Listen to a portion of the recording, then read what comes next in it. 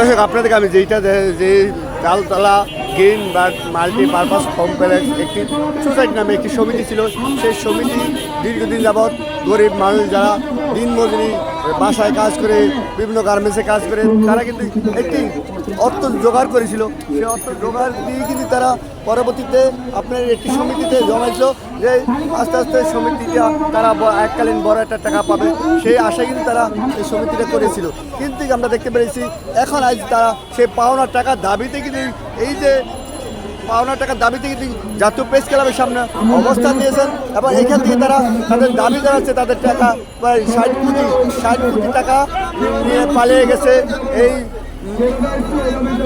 আপনার এই Gilbert multipurpose কমপ্লেক্সের যে মালিক বা যে এটার প্রতিষ্ঠাতা, সে কিন্তু এই টাকা নিয়ে পালিয়ে গিয়ে এবং কিছুটা সরকারি এবং সিআইডি বিভিন্ন জায়গা থেকে তার বিরুদ্ধে মামলা করার পরে কিন্তু সে ইতিশিকে জেলে আছে এবং সাধারণ জনগণ যারা এই যে ভুক্তভোগী তারা কিন্তু তাদের পাওনা টাকার দাবিতে কিন্তু আজ জাতীয় প্রেস ক্লাবের সামনে অবস্থান নিচ্ছে। আপনার দর্শক আপনারা দেখতে পাচ্ছেন।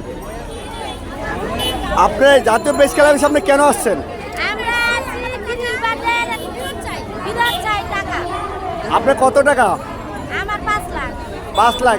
এত টাকা আপনি এইভাবে যোগে একটা মাল্টিপারপাসে কেন দিয়েছেন? আমরা তো 30 বছর ধরে কথা আমরা বিশ্বাস করছি, কারণ হ্যাঁ এরকম করবো আমরা তো জানছি না। আর বাড়ি গাড়ি দোকান পাট সব আছে এবং হ্যাঁ জেলে আছে, সব মামলা খালাস, একটা মামলা আছে। মামলা তো সে অপরাধ করছে, মামলা খাবে, কিন্তু আপনার সম্পত্তি আপনার টাকা কেন সে দিচ্ছে না? আমরা টাকা তো ওই জায়গায় রাখছি, আছে 30 বছর ধরে করতেছি বিশ্বাস।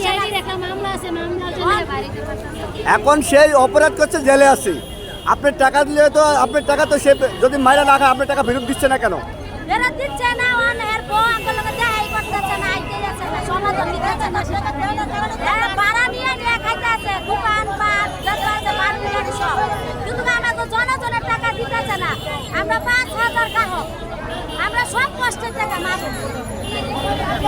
দর্শক আপনারা শুনতে পাচ্ছেন, তাদের কিন্তু সম্পদ প্রতিষ্ঠান সবই খোলা, তার ফ্যামিলি তার ওইখান থেকে ভাড়া নিয়ে কিন্তু তাদের এই সংসার চলছে। কিন্তু কারণ এই যে সাধারণ মানুষের সম্পদের টাকা, কষ্টের অর্জিত টাকা, সেই টাকায় কিন্তু তার গ্রাহকেরকে ফেরত না দেওয়ার কারণে কিন্তু আজকে জাতীয় প্রেস ক্লাবের সামনে তারা অবস্থান নিয়েছে। আপনারা দেখতে পাচ্ছেন এখানে প্রায় 5,000 গ্রাহক আছে সেই সমবায় মাল্টিপারপাসের সদস্য হিসাবে। সেই সদস্যরা কিন্তু এখানে সবাই আসে না, কিছু কিছু সংগঠন প্রায় 100-150 বা 200-300 সেই গ্রাহক আসছে এখানে। আপনারা তাদের দাবি একটি, তাদের টাকা ফেরতের দাবিতে তারা জাতীয় প্রেস ক্লাবের সামনে অবস্থান নিয়েছেন এবং বাংলাদেশ প্রধান উপদেষ্টার কাছে সেই দাবি জানাচ্ছেন।